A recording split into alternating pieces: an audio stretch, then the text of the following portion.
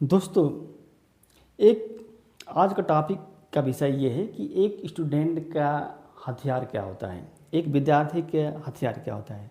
देखिए, एक विद्यार्थी का हथियार क्या होता है, उसका मस्तिष्क होता है।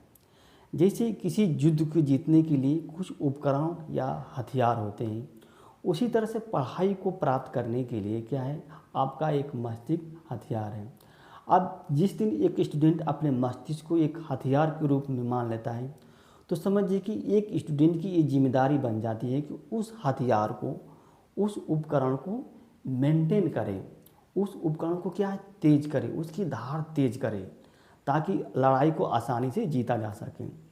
जैसे मान लीजिए, अगर उसको एक अपने माइंड को एक हथियार नहीं मानता है स्टूडेंट, तो समझिए कि वो क्या है, मेंटल वर्क जो करना पड़ता है उसमें वो जीत नहीं पाएगा, वो हार जाएगा। क्योंकि कोई भी कंपटीशन होता है वो क्या होता है, एक तरह से मेंटल वार होता है, मेंटल युद्ध, मानसिक युद्ध होता है। और इस मानसिक युद्ध में आपको क्या है, मेंटल को, माइंड को क्या है, एक हथियार के रूप में इस्तेमाल करना चाहिए। अगर आप इस माइंड को हथियार के रूप में इस्तेमाल नहीं कर पाते हैं तो आपके जीवन में अनेक समस्याएं आ जाएंगी। आप जब इसको हथियार मान लिए तो इसकी क्या रक्षा करनी चाहिए। आपको माइंड के का दिनों रात पहरा देना चाहिए कि हमारे माइंड को कोई ऐसी चीज़ ना आए, उसके जो इसकी धार है उसको कोई इस धार को क्या है, टेढ़ा ना कर पाए, उस धार को क्या है, कोई धुंधला ना कर पाए। यानी कि हमारे जो हथियार हैं वो एक तरह से हमारे जीवन का रक्षक है। आप उस हथियार को एक तरह से आप हर हालत में उसकी रक्षा करना है, उसको मेंटेन करना, उसको बनाए रखना है, उसकी पूजा करना है। क्योंकि आपकी जो जीवन का विकास जो होगा उसी हथियार के आधार पर होगा। अगर आप हथियार को सही से नहीं इस्तेमाल करेंगे तो समझिए कि आपके जीवन का विकास नहीं हो पाएगा।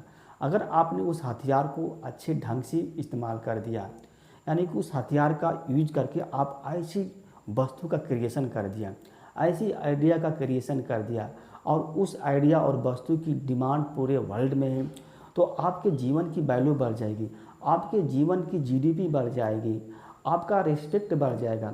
जैसे आप इसको इस तरह से आप समझ सकते हैं, जैसे एक हथौड़ा है, अगर मान लीजिए हथौड़ा दे दिया जाएगा तो एक व्यक्ति एक हथौड़े का उपयोग दो रूप से कर सकता है।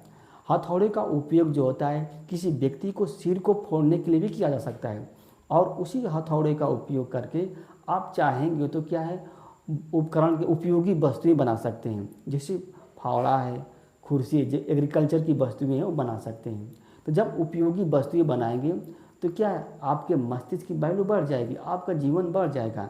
लेकिन आप उसी हथौड़े का यूज करके आप दूसरे के सिर फोड़ेंगे तो इससे कि आपकी वैल्यू का जीवन, आपके जो जीवन का वैल्यू है वो घट जाएगा, आपका मूल्य घट जाएगा। तो इसीलिए उसी तरह से मस्तिष्क है, आप मस्तिष्क का बहुत सोच समझ का यूज कीजिए।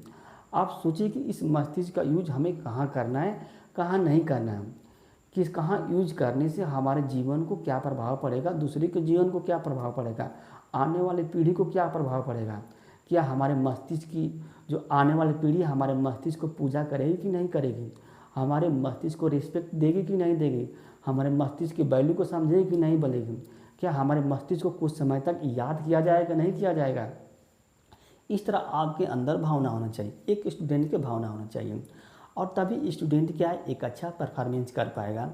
अगर एक स्टूडेंट अच्छा परफॉर्मेंस नहीं कर पा रहा है तो समझिए कि उनमें अनेक खूबियाँ हुई। इसका मतलब वो अपने मस्तिष्क को एक हथियार के रूप में नहीं यूज कर रहा है, अपने मस्तिष्क को मतलब इसी तरह सामान्य रूप में छोड़ दिया है एक तरह से।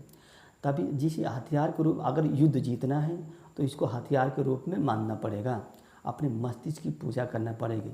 दोस्तों,